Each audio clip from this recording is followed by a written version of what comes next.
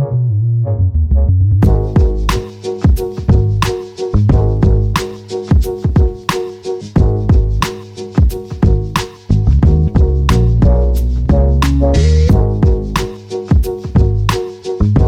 how you doing today? I'm with G out here. And what's the name of this mall again? Even though I know the name, but let them know the name. The name of the mall is Galerías. Okay. And remember, guys, I was here the other day, but the only reason I came back with G to this mall, I had to kidnap her. In a good way, not in a bad way. She wanted me to hang out with her. It's a mall right here. And they have a house in the mall. What's this house represent right here? We can walk around a little bit. Yeah, the house was like a very important building in San Salvador. It's like really old historical building. So when they decided to build the mall, they couldn't just knock the house down because it's heritage. Okay. So what they decided to do was to keep this like original structure of the house inside of the mall. Yeah. So there's a couple shops inside of the house, and like the house is inside of the mall. Yeah, it's a mansion. I heard it was a Palestinian family. Yes, so it was a mansion. People used to live here. Palestinian family, right? Yes, that's right. Okay. So they kept like the original structure and everything. Is that the Starbucks up there?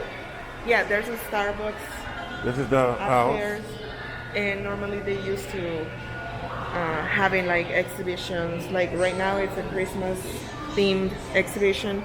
You want to walk upstairs or just? Yeah, we can walk upstairs And then walk so they out? can see like the other shops and everything. Okay, because they have so- coffee shop downstairs, right? Yeah.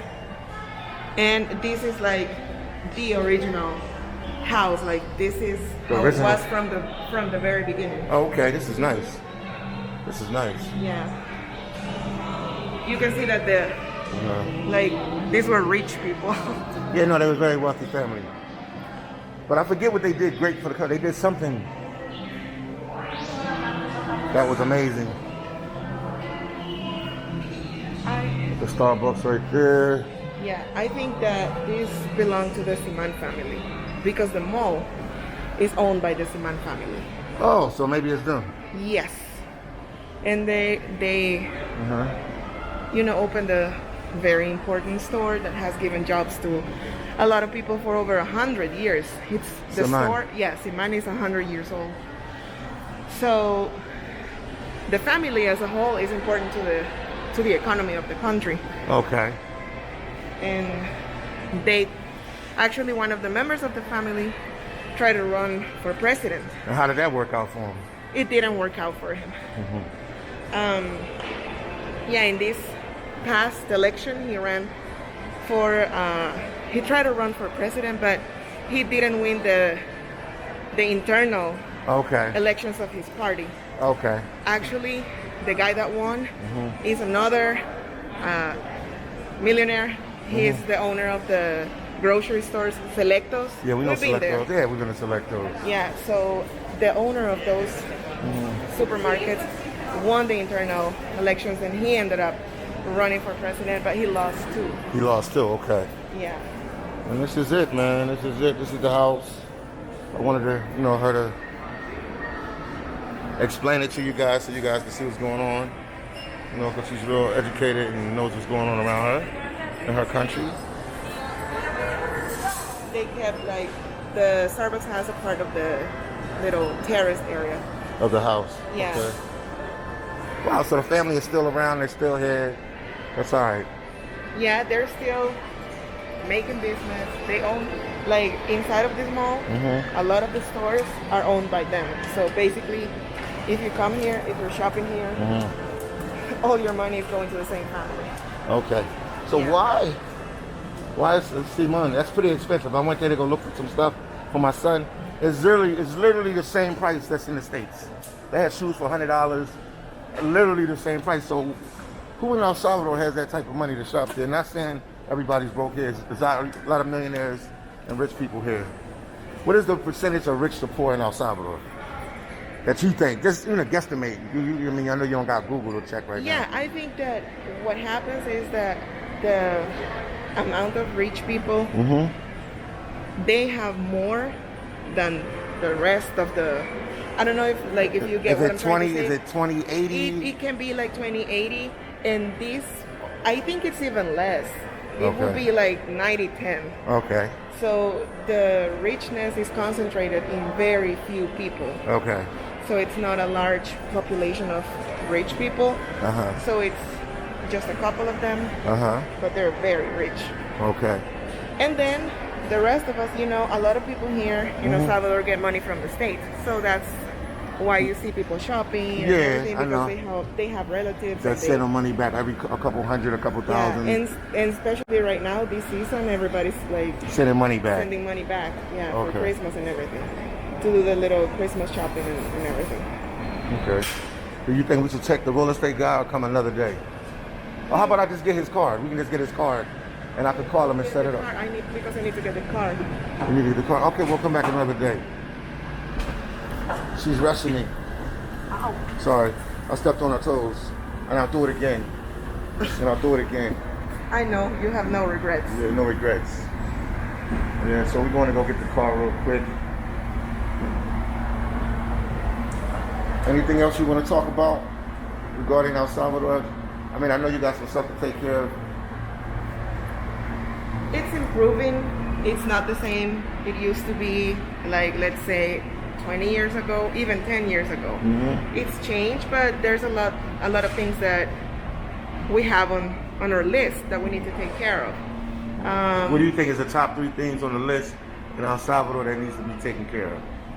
Access to education, access to healthcare, and crime. Basically. This is your country, this is your place, you don't know where it's at? Yeah, I know. I'm just letting you know that I'm. Oh, okay, you're taking me over there. Yeah. Let's go, champ. Parking used to be free in all the malls. But now we have to pay. Yeah, that's good, because in most countries, I don't know how to explain this to you in a nice way. Most countries, people pay for parking. Mexico, the U.S. Yeah, that's what I'm trying to say. It's like the U.S. now.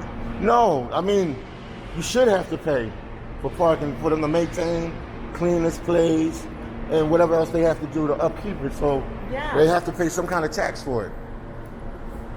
I'm surprised before that they didn't pay for parking. Yeah, it used to be free. Because even places in Haiti, you pay for parking. So it's like.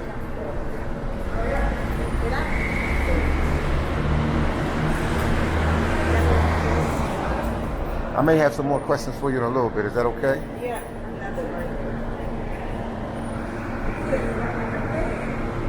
I'm gonna hang out with her for a little bit, so I'll definitely ask her some more questions and stuff like that. Right now, she's in a rush. She gotta take care of she gotta pay some bills and stuff like that. Typical day in the life of our Salvadorian. Yeah. So you would be considered like middle class or poor, because you don't look poor. I'm gonna get that out. We're gonna say that right now. You don't look poor. I've been to your house. I see the car you drive. So does El Salvador have a middle class? It does, but the thing is that what happened to a lot of people, and it happened to my family too, is that the economic situation used to be better, and then it changed, and some things you were able to keep. Like my parents, they had already bought property and the house. Like, we're not paying a mortgage. The house is ours. So that is something that right now, with the current economic situation, I don't think we will be able to do. But my parents were able to do it back in the 90s. The 90s were really good. And that's where they were able to, make a little bit of money. All right, then. So we're going to keep moving along. Where's the car at? I thought it was right there. I got more questions for her. Give me a second to ask her. All right, we made our way outside of the mall.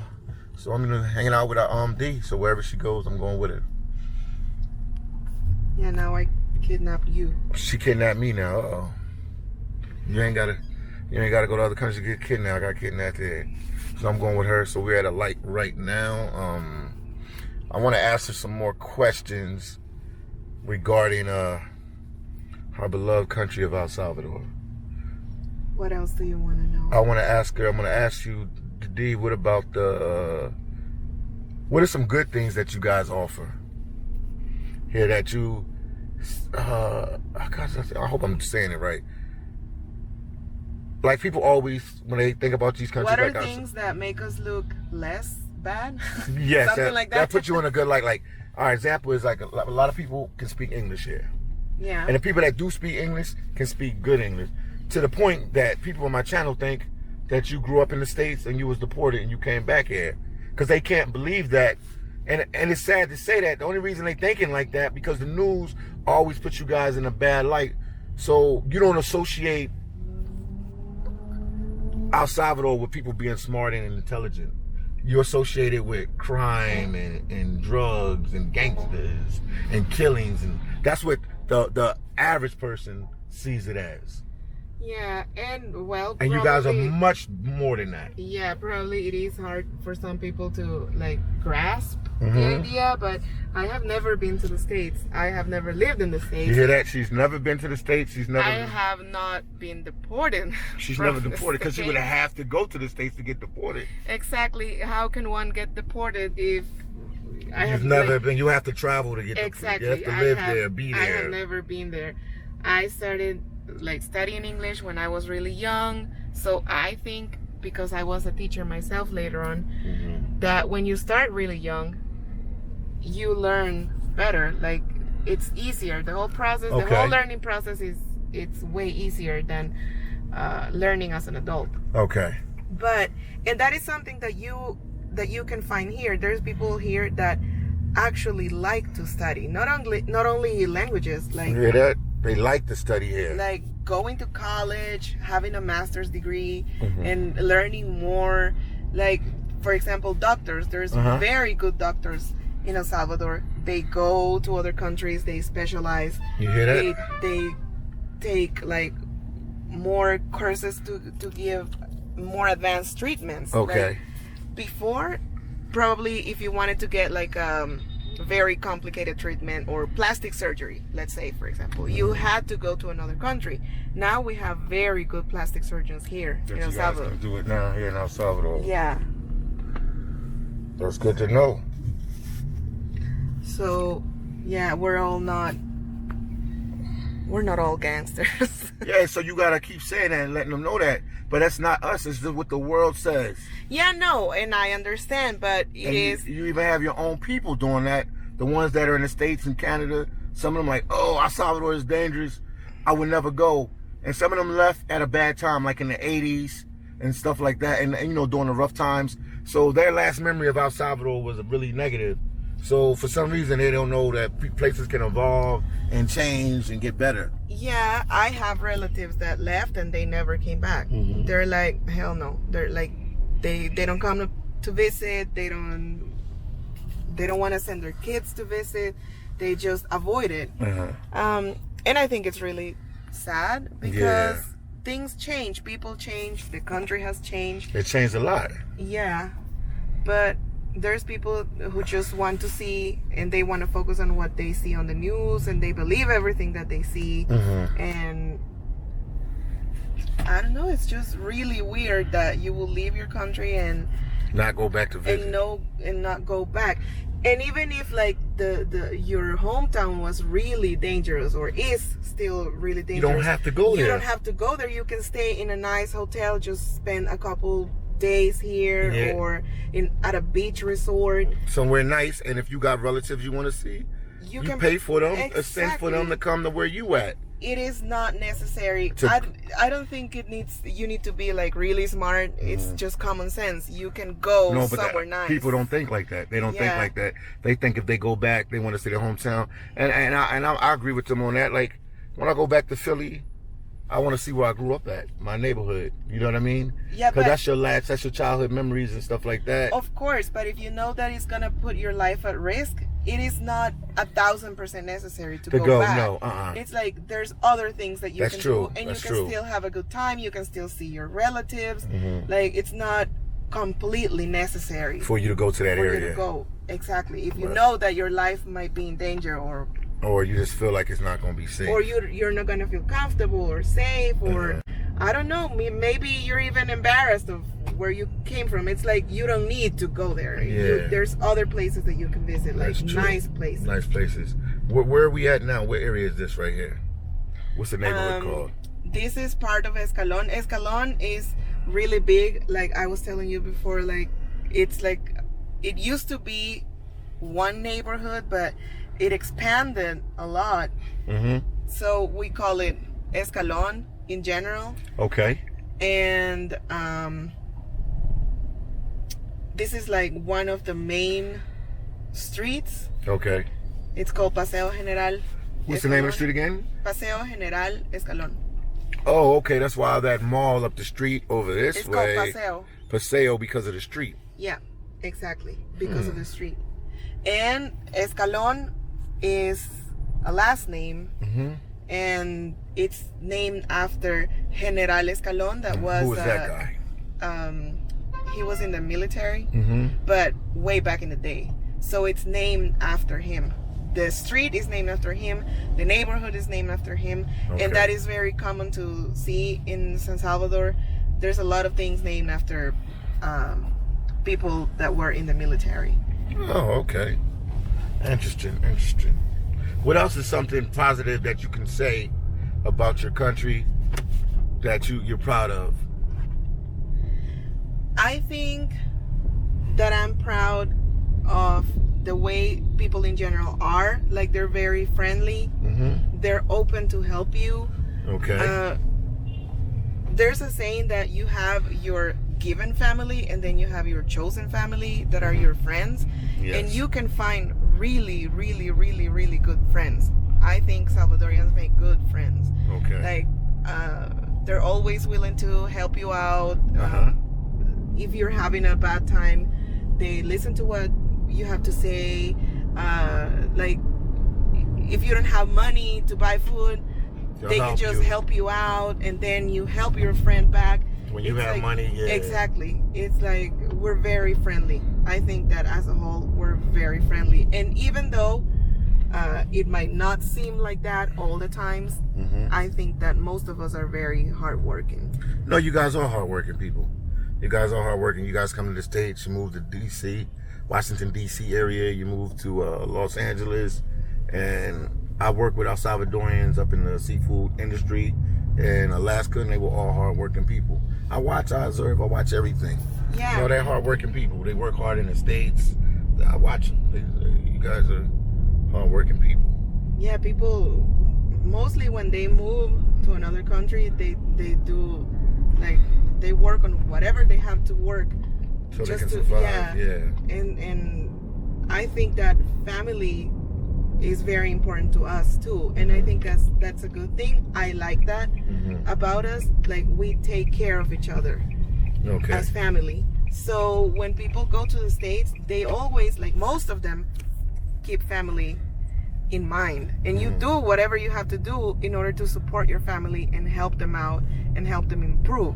And that is something that I really like. It's not like there are cases, but most of the people are not selfish, thinking just like, okay, I'm gonna move out so I can have a better life, and then you suffer I don't know, back home and I don't care. No, it's like I want to go there. Okay.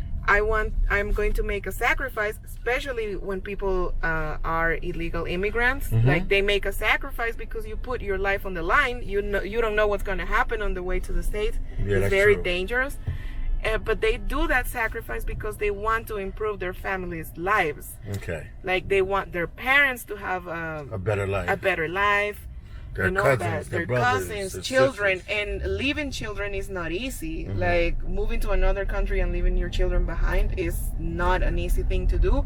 But people do it out of love because they want them to have more opportunities than what they did. Had, yes. And once one person get their foot in the door, they can bring other people in. Exactly. And I like that about Salvadorians. Like they're not that selfish with family. They like to help family out. And at least in my family, we're close to one another. Like I know. Okay. No, in a good way. You know about that. Yeah. Like for example, if one member of the family is sick, everybody's like, okay, what can I do for you? How can I help you? They give you a call. How are you feeling? Like right now with my surgery, I felt the support of my family, and it made me feel good. They even do some kind of little party for you. Yeah, and so it's like, and knowing that your family are like, we're gonna have a service for you, we're gonna be praying for you, we're gonna do this for you, it feels nice. Because did you tell them Philly Don prayed for you too? Remember, I texted you and said, we praying for you.